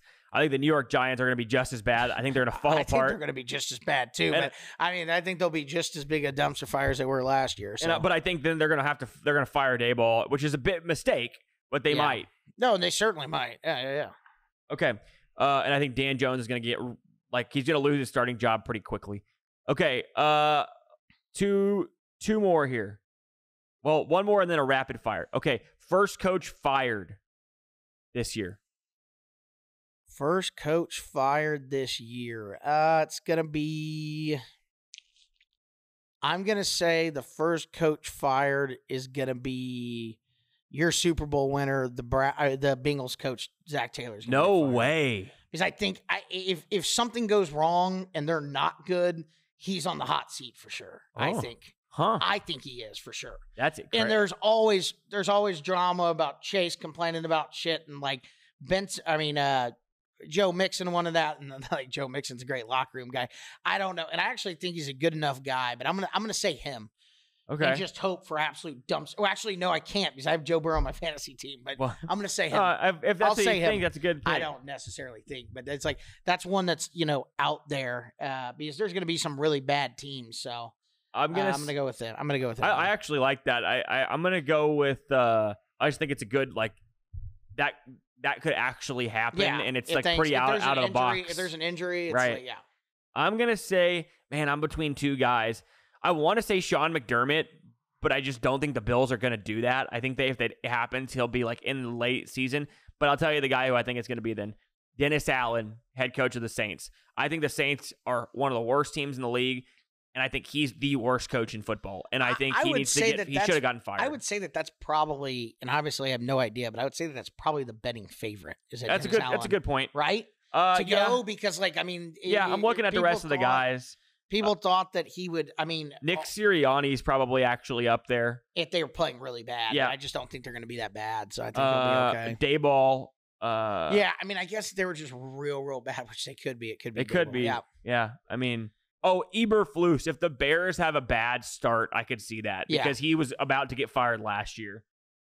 Okay. All right. I'm gonna give you a rapid fire and then we're done. I'm gonna give you a sentence. You're gonna finish the sentence. Ready? What? Dad. What is he saying? Wrap it up. That's time. No motherfucker can get back. Is all he wrote. I guess I was talking about golf, but anyway, go ahead. God, this is why he's banned from the show. All right. So quick rapid fire. I'm gonna give you something. You're going to answer quickly. Ready? Yeah. The 2024 Dallas Cowboys will win blank games. 9 games. All right. That means they're gonna go under their win total. The 2024 New York Jets will. How many games? No. Just you can give something that will happen to them this year. The New York Jets win the division. Win the division. Okay. The best rookie quarterback this year will be Jaden Daniels. Ooh, I like the pick. At the end of the season, Jerry Jones will not change a damn thing. I was gonna say die, but okay, I like that one too. Okay. CJ Stroud will have a blank season than his rookie year. Better or worse? Better. Okay. Let's see. If it isn't CJ Stroud, the best second-year quarterback this year will be blank. Will Levis, Bryce Young, Jordan Love, or Anthony Richardson? Will Levis. Like it. Mayo man. The 2024 Miami Dolphins will blank. Finish third in the division. Ooh, I like it. Finish third in the division. Okay. And then last one, true or false, there will be a major injury to a top 5 NFL quarterback this year. I'll go with the odds and say true. True. Okay. Happen, I like it. Mm-hmm. All right. That wraps up our show for this week. Thank you guys for tuning in. Hope you guys enjoyed it. We got a bunch of stuff covered this week. College football, NFL. Remember, if you're new to the channel, make sure to like and subscribe. That's really important to our channel as we try to grow here. Additionally, check out our weekly videos that I do, betting picks, as well as each game breakdown from the previous week. And lastly, check out our Pick'em show if you want to see the previews of the games for this week for all college football and NFL games. As we give those, I give my betting best bets for early in the week. And make sure to check all that good stuff out. Thank you guys for tuning in. We appreciate your support, and we'll catch you guys next time.